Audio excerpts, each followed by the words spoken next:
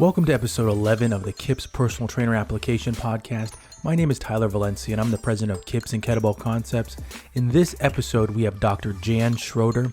Dr. Schroeder is a veteran of the fitness industry, having spoken at countless health and fitness conferences, taught group exercise for 20 plus years, and is the department chair for the fitness track at California State University, Long Beach. Throughout this episode, Dr. Schroeder shares her tips for those wanting to teach group exercise and shares what has been useful for those wanting to stream a group exercise workout. Let's jump into the episode.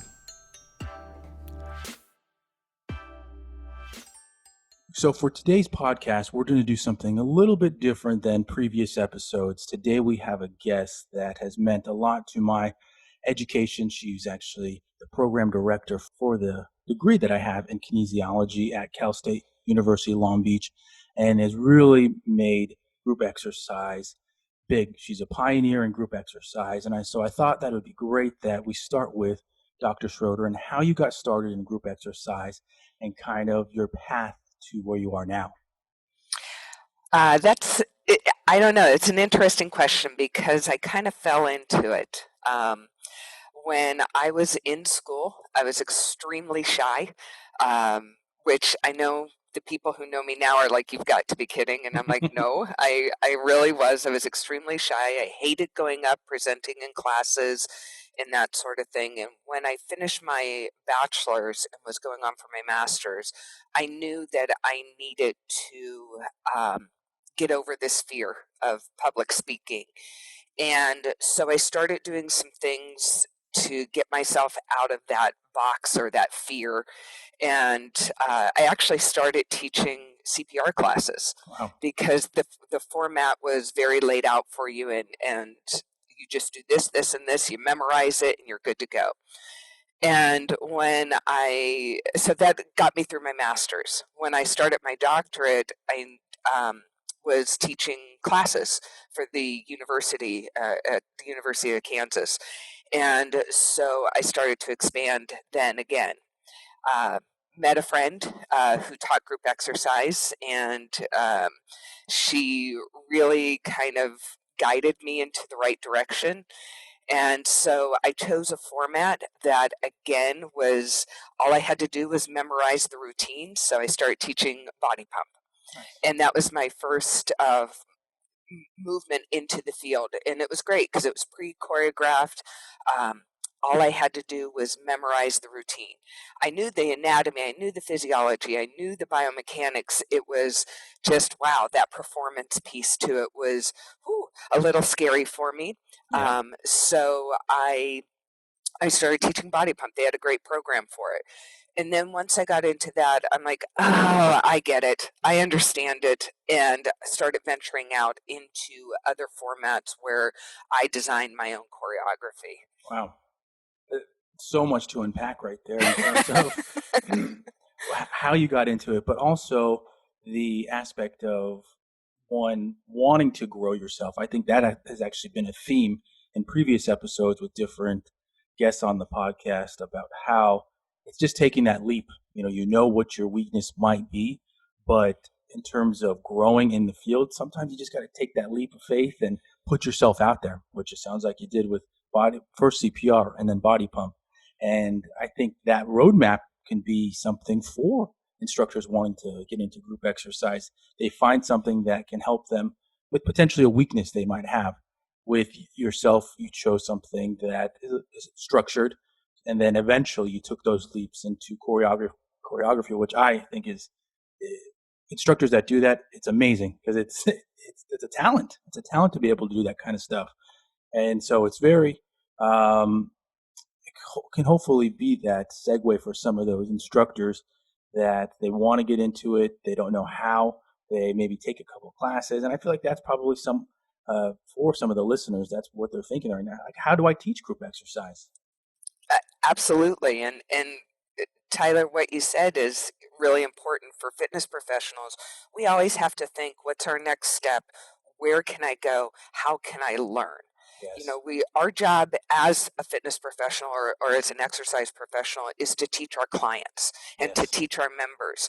And so we have to constantly be learning. And sometimes it's uncomfortable, but if you find the right mentors, it really helps. And, even though I've been in this field a very long time now, I still look for people that I know have skills that I don't, so I Mhm. can learn from them. Yeah, and I mean, right before we jumped on, we were talking about a little bit of conferences, and something that I always talk to people about that are going to a new conference or whatnot is do something that is outside of your norm, that's not inside your wheelhouse, that you're going to learn something new. If you do personal training, why don't you take a class on group exercise or something inside that realm so that you're learning so you can be able to speak knowledgeably to them? I've always said that education for yourself to, of course, you're bettering yourself, you're growing your knowledge base, but at the end, the outcome is for the clients. You're making better programs, better programming for group exercise or whatever realm you're in. You're trying to improve it for the clients. It's, of course, you get a benefit out of it. You're going to be building your business. You're going to be able to speak more knowledgeably to other fitness professionals. With those clients, hopefully, you're making an impact on their lives as well. Absolutely. I mean, if we approach things as client or member centered, I think it changes the way you view what you do. Yes. Because we're a service industry, and if you are in it for providing services to other people, then you're in it for the right reason, and you're going to continue to learn. You're going to continue to try new avenues and that sort of thing because you know it's for your clients. Um, so I agree with you on that 100%.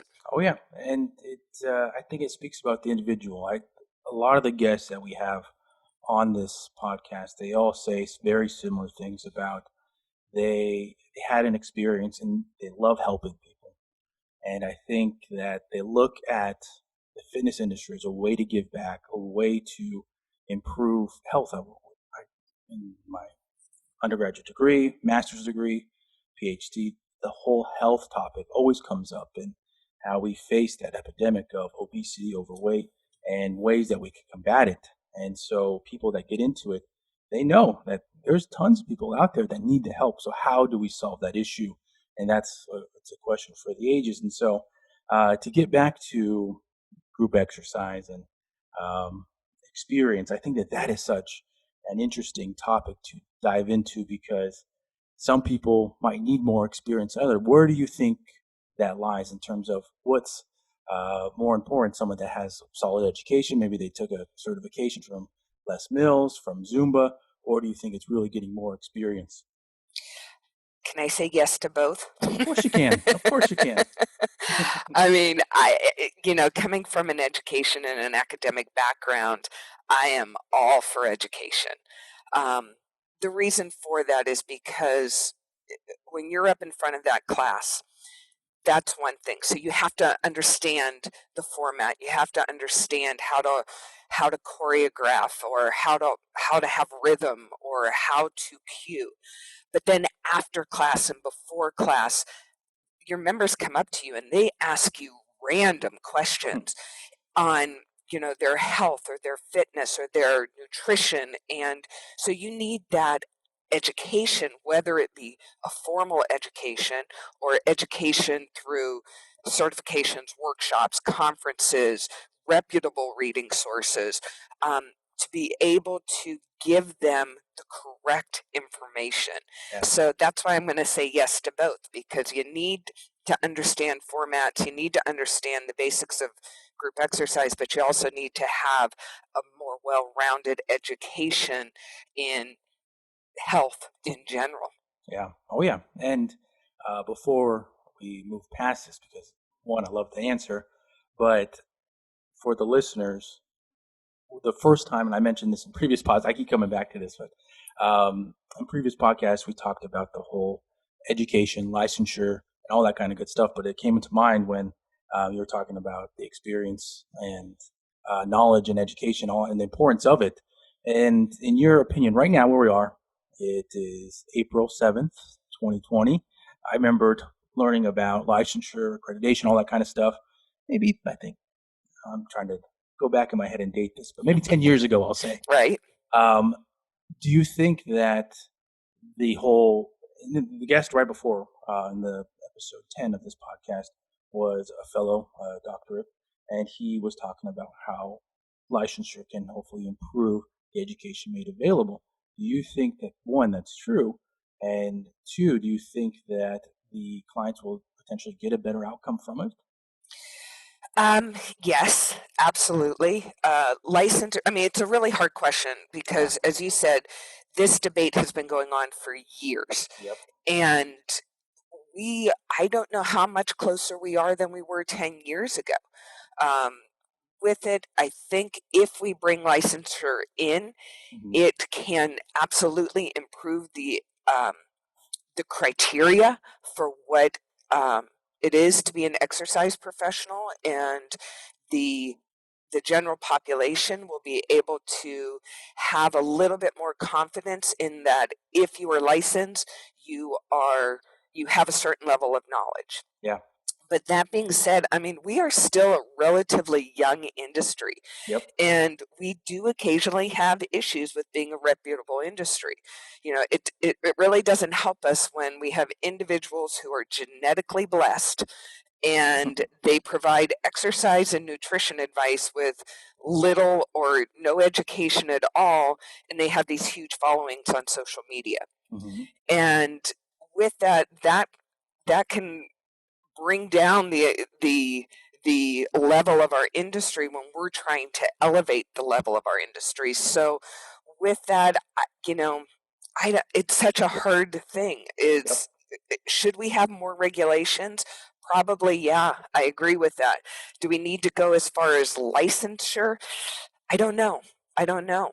True. It's really a hard topic to discuss because you have pros and cons to it in both ways. Oh yeah, and the answer that I gave in a previous episode was that even being an education company myself with KIPS, it's such a hard answer because potentially KIPS could be affected by it.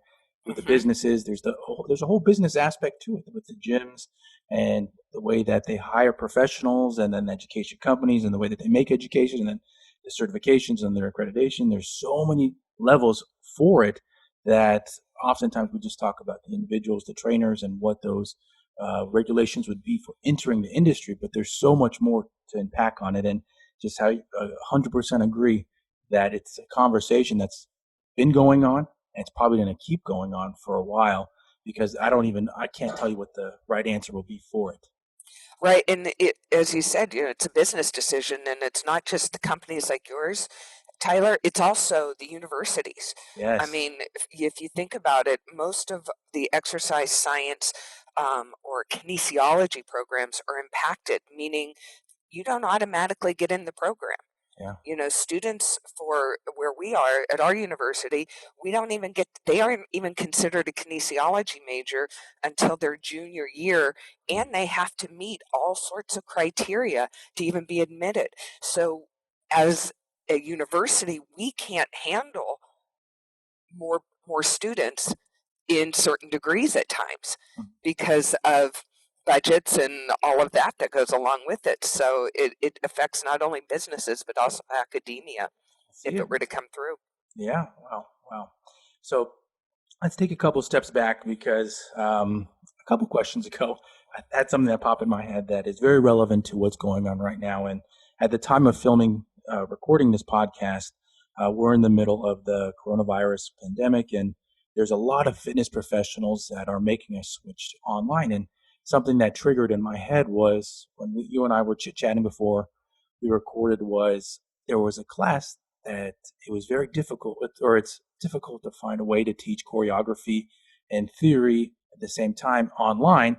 And I'm sure that there's some things that you're learning about it that can apply for fitness professionals, group exercise professionals that are kind of in a similar boat. They're putting out live or streamed education through uh, Zoom, Facebook Live, and I'm sure they're going through some of the same things. Can you share any tidbits that you're like, oh wow, that's actually really helpful for choreography, group exercise choreography, and we're going to continue doing this as our protocol for it.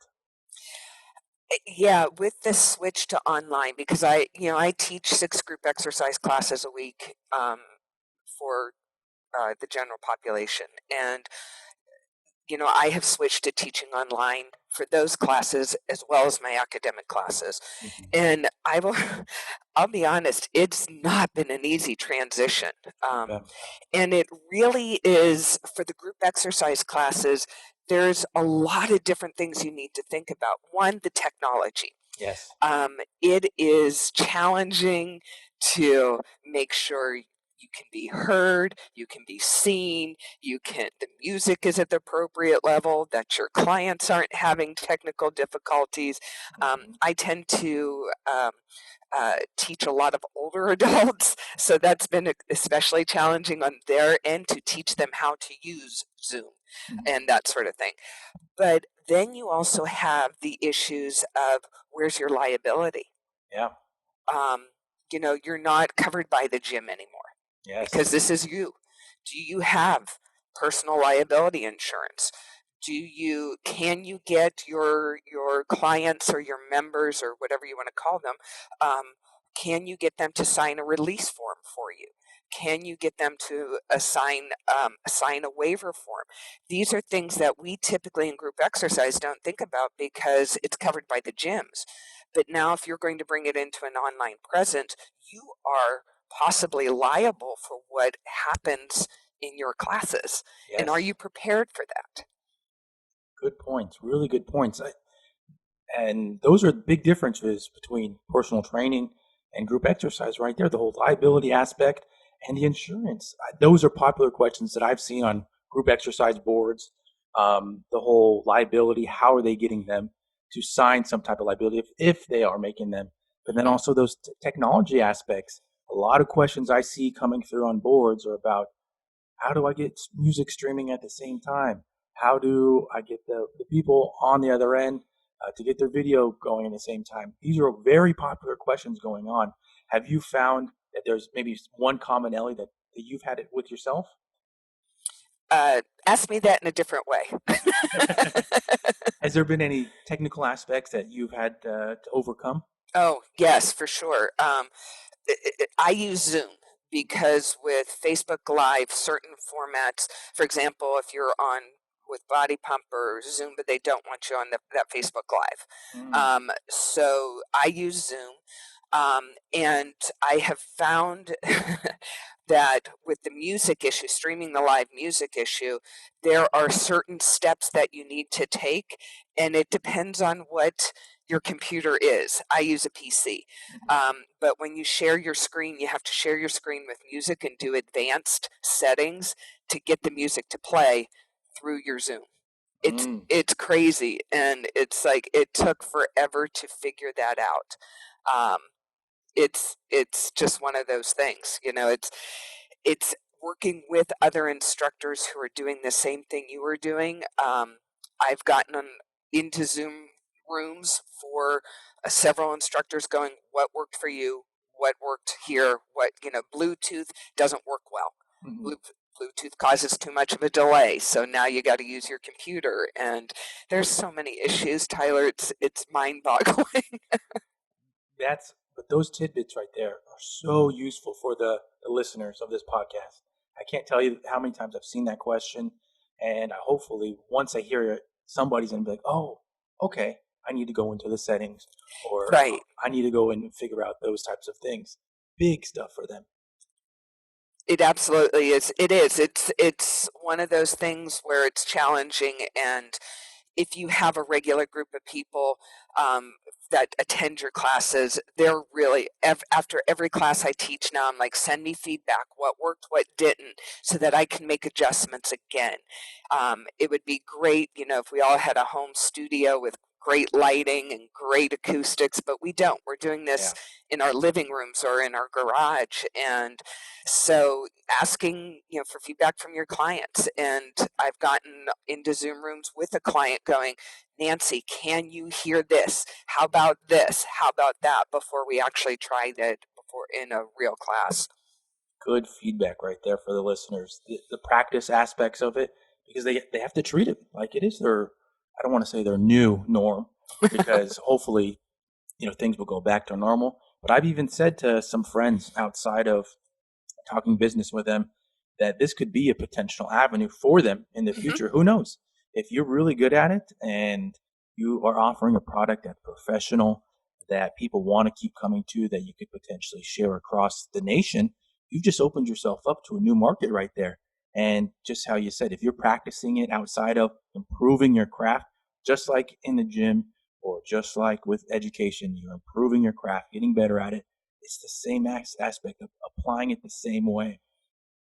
Absolutely. Yeah. And as you said, this is unfortunately right now a new norm for us, Yeah. and it's a big learning curve. And we just got to, we got to keep at it, because the feedback that I get from my clients is, you know what, you're keeping me sane right now. Yeah. And I got a beautiful email the other day from a client that I haven't seen in years, because she moved to Arizona and from, Southern California to Arizona. And I sent her Mhm. an email going, hey, Charlie, come on into the class. And she sent me this beautiful email, and I was in tears, because you don't realize all the time what impact you have. And especially in these times, it's like people need to have that connection, and group exercise is an unbelievable unbelievable place to develop social connections. Oh yeah, oh yeah. But you see it so often with classes, not just Zumba, but even in Aqua, you see the community being built. I know that that's always a big tip for those wanting to start a class or teaching a class, is building that community, because you're giving back to them in so many more ways. They come to your class, they might be shy, they might be in the back, but through community, you can open them up and make them feel a part of your class in a whole nother way. And so being able to do that online is awesome. That's really why we get into group exercise or personal training. The fitness industry is to help others, and you can still do that at a time right now. Those are great stories to hear about. Absolutely. That community aspect is amazing. I have a group of women. They actually call themselves the Garage Girls. um, and there's about 15 of them, and they're very loyal followers, which happens a lot in group exercise. Yep. And when one of them goes missing for a class or two, you're going to bet that there's going to be a text message coming through of going, where are you? Are you okay? And, checking in. And that's one of the reasons why I love group exercise so much, is it increases the adherence to your exercise program Yep. because of that community feeling to it. And I'm part of something, Yep. that's pretty special in our industry. 100% agree. 100%. So right now, let's take a couple steps back even further. So we were talking about um, the difficulties of learning choreography. And I mentioned that I think it's very impressive for those that teach choreography. When I taught group exercise, I did pre-formatted stuff, boot camp style, just because it was much easier. I was more of I had the personal training background, so going into a boot camp style was much easier for me. I can, to this day, remember taking your class on group exercise theory and having to learn choreography, and I I was not good at it. I'll admit it. I was not good at it. I I will also admit though that I do like um, obviously not right now since I'm really into powerlifting, Olympic lifting, but I have not taken a high low class in a while or step aerobics. But back in the day, I don't mind. I didn't mind them just because it's great choreography. You're moving over the step. It's fun. I used to joke about how much I liked 70s music, disco music, and generally there is that type of music in there. So it was a win-win for me. Um, but for choreography in general, it's such a it's an art form, and it's something that in my opinion, you just can't learn through a manual just because of how hard it is, the practice that goes into it. What is are some of your tips for individuals wanting to teach choreography and group exercise? Well, I think one of the big things is take a lot of classes, because one, you have to figure out what formats you enjoy, Yes. and because you have to enjoy the format that you want to teach. And if you can't keep a beat, then you choose a format where you don't have to. Mm. So, as you said, like boot camp. Boot Yeah. camp, you don't need to keep a beat, but there's choreography in there. Mhm. Aqua, you don't have to keep a beat. But if you can keep a beat, then you might gravitate towards classes that require it. Step is not hugely popular anymore, but it's still there. It's still there. Dance formats are popular. Kickboxing type classes are popular. But with that, once you find that format, you need to find a mentor that's Yeah. going to help you. Um, it's very hard to learn on your own because you can't see unless you're facing a mirror all the time to see how you look, what works for you. Hmm. So find a mentor, get certified in certain formats, or at least get the general certification, such as AFA's group exercise or ACES group exercise certification, Hmm. and then start co-teaching. Um, you learn a lot when you co-teach because you don't have to, when you're starting out, you don't have to learn a full class, and you can learn from the person you're teaching with. And it really does help because you will start to favor certain moves in your classes, and after a while it gets stale. So if you co-teach, you're like, oh, that's something new that I can add in.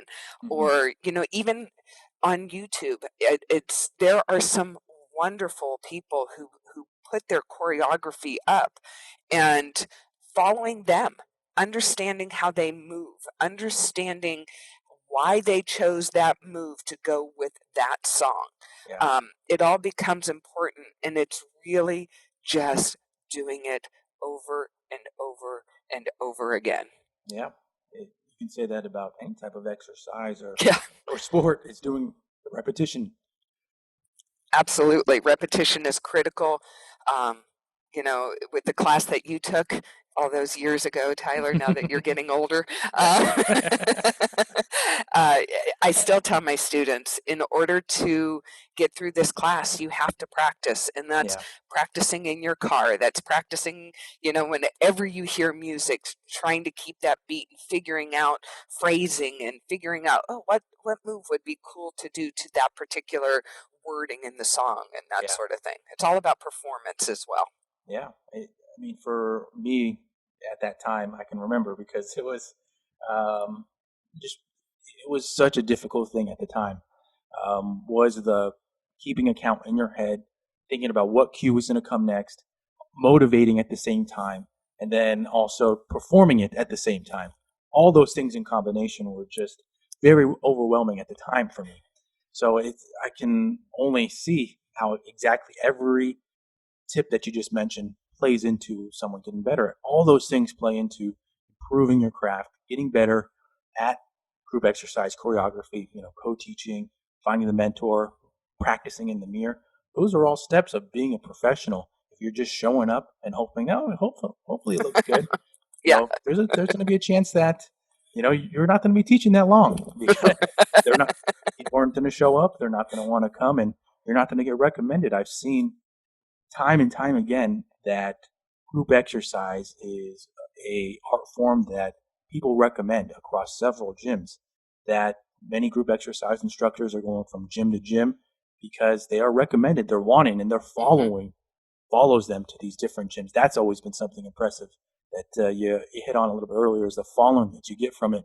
People will join a gym or they will pay a daily fee to go be with instructors if they like them that much, which is something that's amazing to me.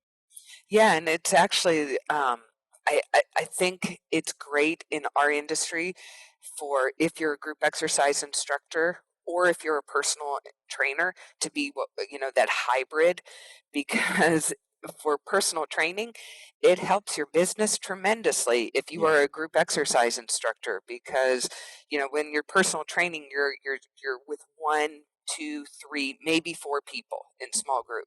When you're teaching group exercise and you have a following, it's not uncommon to have a class of 40, 60, 70 people that you can mention, hey, if you're interested in training, come see me after class. And a lot of your clientele comes from your personal or from your group exercise classes. So being that hybrid, oh man, that's a beautiful thing in our industry.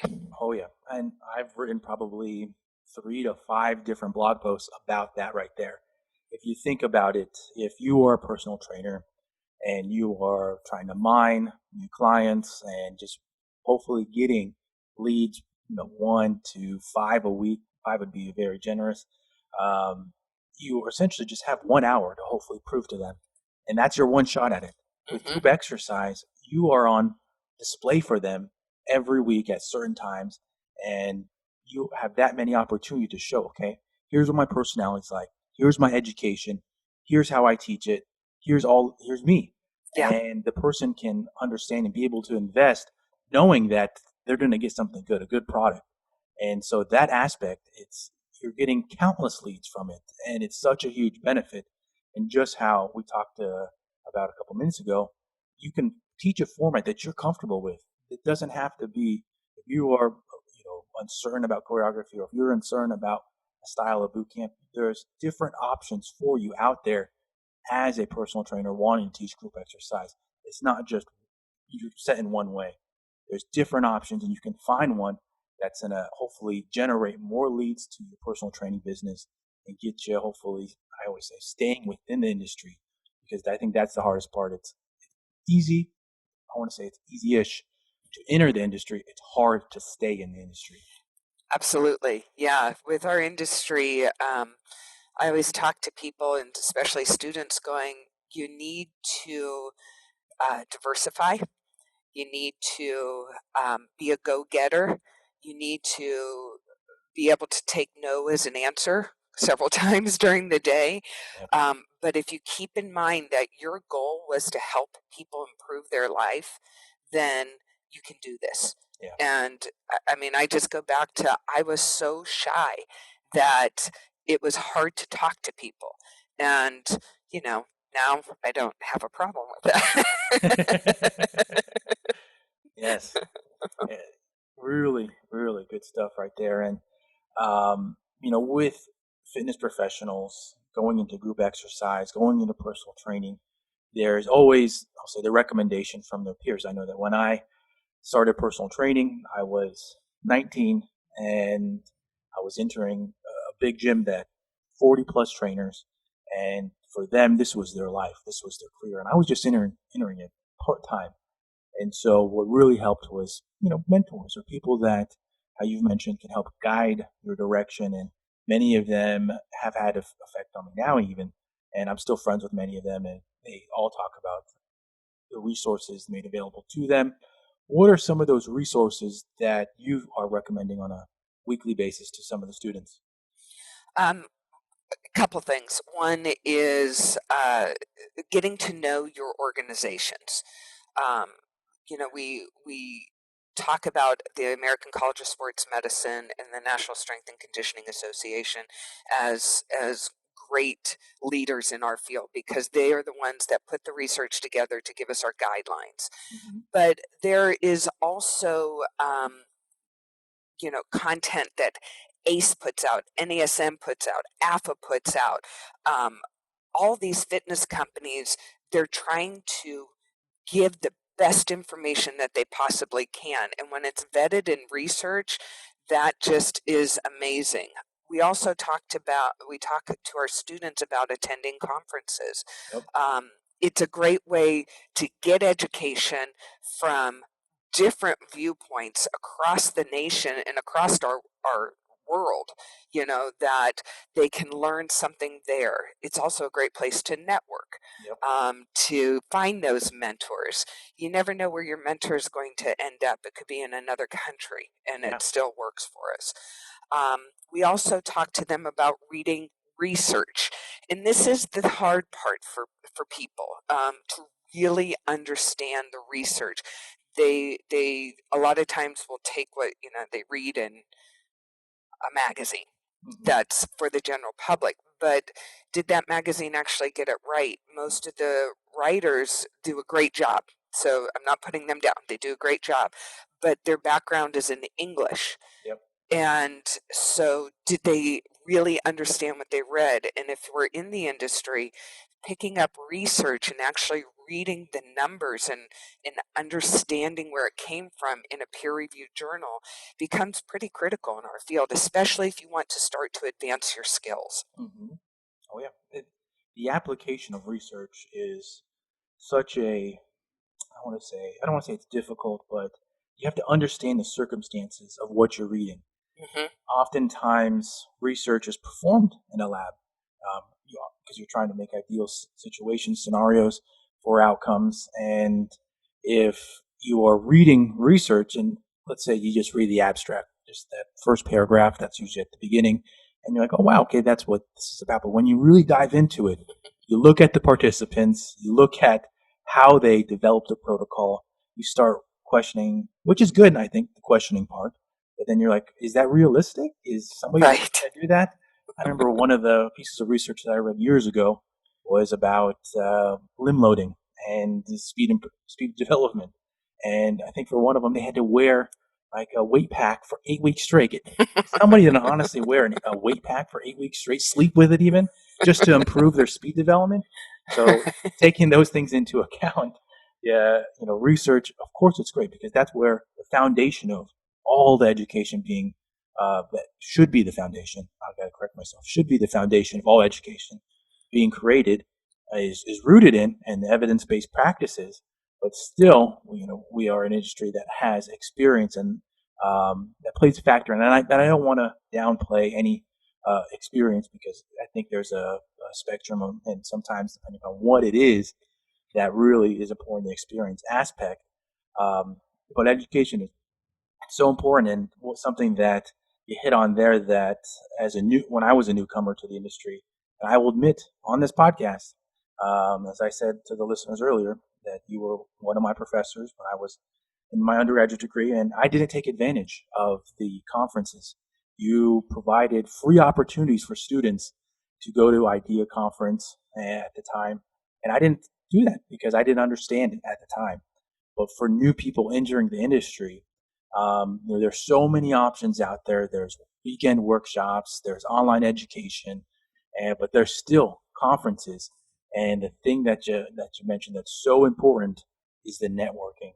I can't Hmm. tell you each time that I go to a conference, and now I go to them from the other end when I'm presenting, but the networking opportunities are so abundant.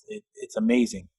The last one I went to at the end of last year, I think I walked away with 5, 6 different networking opportunities, and it was just from going to it and just taking a little extra time at the end, beginning, seeing an instructor, seeing their badge that says instructor, shaking their hand, introducing yourself, and those opportunities are things that other people in the industry might not be taking advantage of, and they provide these streams of income that you never thought possible.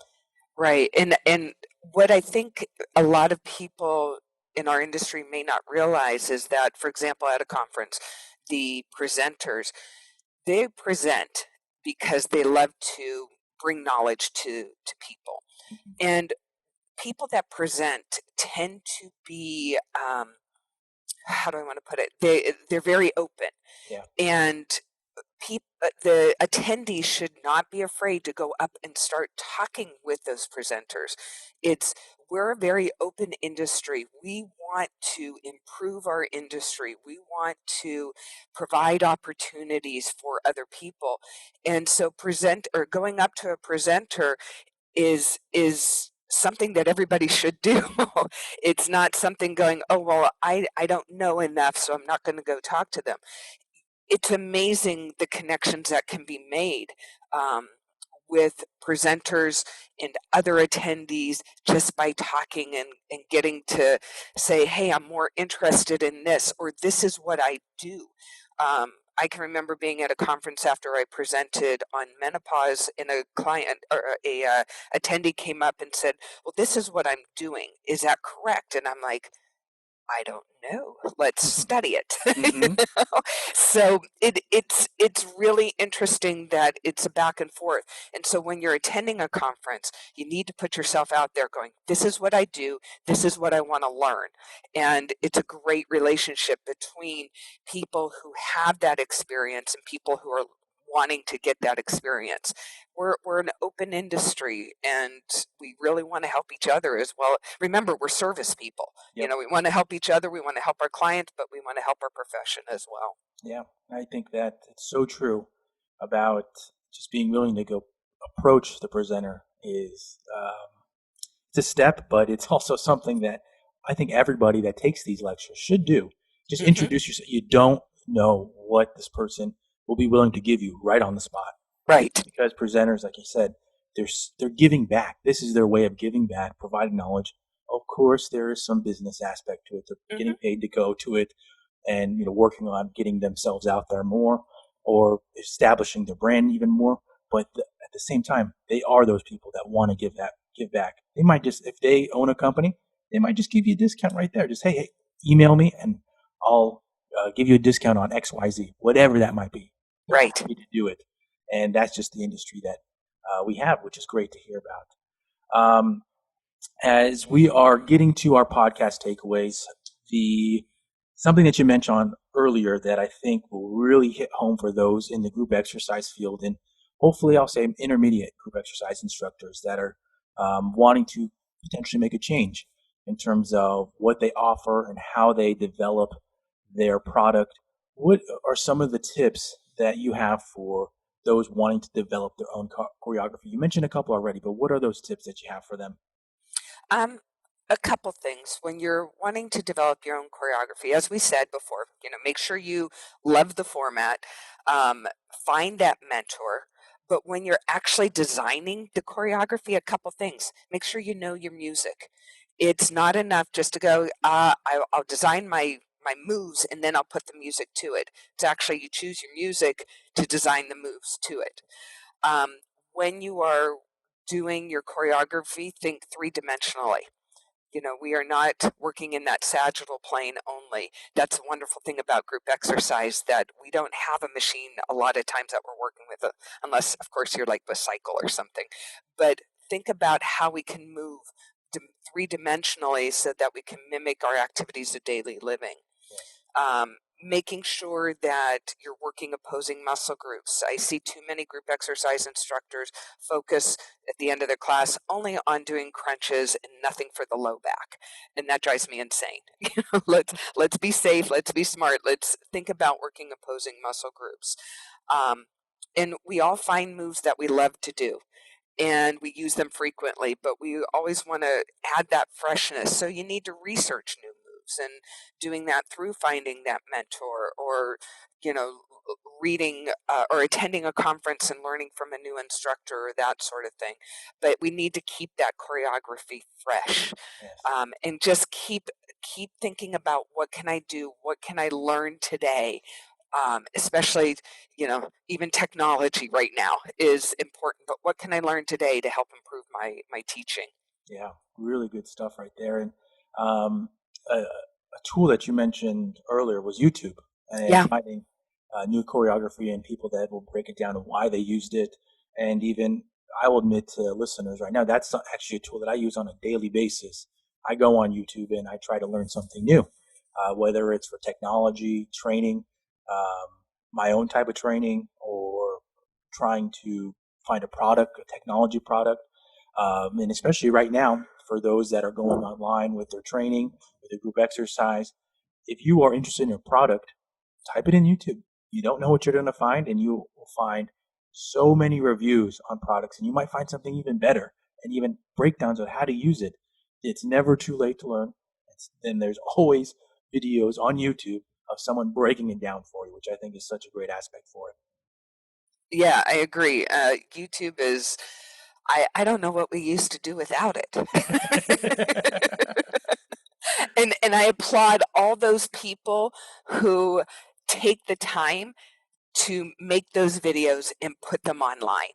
I think it's a great teaching tool for even us in academia. I use it all the time for my students. Yeah, good stuff. Really good stuff. So, Dr. Schroeder, really appreciate you coming on the podcast and sharing really good stuff, really things that the audience can take away, apply right now, and even in the future, which I think is so important for this podcast. and for those wanting to improve their craft, get better at all the time. So Dr. Schroeder, thank you again for coming on. Tyler, I want to thank you for having me on, and I just want to say I am so proud of you, and I'm so proud that you came from our program. I can't even begin to tell you, so good job. Give me goosebumps listening to that right there. Thank you very much.